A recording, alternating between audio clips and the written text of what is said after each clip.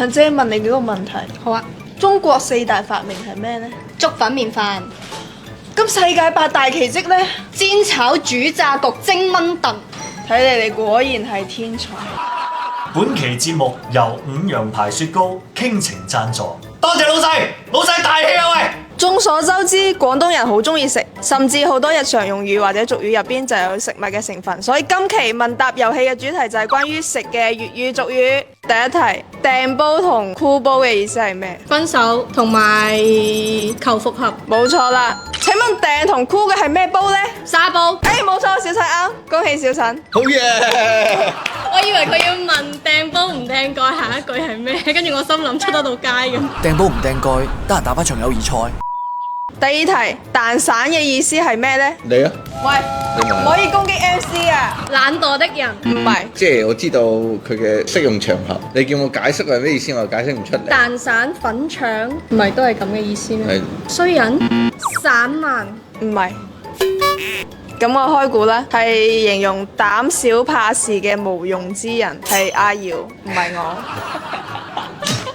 好啦，真正嘅問題係用蛋散鬧人係取自於蛋散嘅邊種特質？酥脆。冇錯啦，就係鬆脆不夠硬。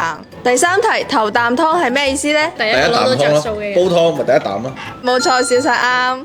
頭啖湯呢個詞體現咗廣府文化務實嘅同時，又堅持創新嘅核心精神，就好似粵菜咁，既保持傳統配方，又融合新食材。而家嘅茶樓飲茶都可以見到多咗好多新式點心。第四題，燉冬菇嘅意思係咩呢？懲罰。唔係，炒你啊！炒你。唔係。降職。冇錯啦，咁佢嘅真正問題係源於係乜嘢職業？你哋諗下佢嘅形狀似乜嘢？似蘑菇啊！係一似帽，咁邊種職業會我幾時話戴帽呢？似蘑啫？我話似蘑菇。警察。係冇錯。即係個 MC 喺度做乜嘢啫？佢你好趕時間咩？即係369嘅職業。即係燉咗369去。你啖兜鬼度點我嘛？第五題，炒魷魚嘅意思係咩？解僱 fire。冇錯啦，小陳啱。炒魷魚呢個詞呢，係源於佢嘅外形好似被辭退後帶走嘅某種物品。請問呢種物品係乜嘢呢？佢煮熟咗，佢係會捲起身噶嘛？咁佢似咩呢？透明膠。唔係辦公用品嚟噶，係你嘅生活用品。遮。唔係，你帶遮翻工啊？即係喺辦公室入面擔住啊，驚老細噴口水。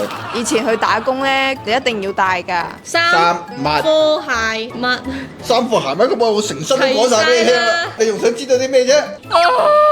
冇可能帶卷隻㗎。接近。煎被被咩呢？被鋪。四件。冇錯。哦頂。我俾人炒咗，我做咩要帶被鋪呢？因為以前打工個老細係包食住噶嘛，咁你俾人炒咗，你咪執你啲被鋪走人咯，係咪？我要上訴，我又要包食住。第六題，水魚嘅意思係咩呢？嚟咯。你又喺度攻擊 MC。容易俾人呃嘅人。冇錯，小陳啱。水魚之所以會有呢層意思，係因為水魚身上嘅某一樣嘢。請問係咩嘢？佢嘅殼係軟嘅。唔係。腳、尾、眼耳口鼻。頭。答案就喺題目中。水。冇錯啦，小陳啱。恭喜小陳獲得咗我哋今期嘅獎品5樣甜筒。多謝多謝呢個金色嘅獎杯，我好滿意好滿意。究竟頭啖湯係咩味呢？佢有一種好獨特嘅椰香味道，令我諗翻起我阿媽煲嘅靚湯。哇！蛋孔酥脆又好香口，有冇多隻食啊？下邊嘅朱古力尖尖啊，先係廣東小朋友嘅最愛啊！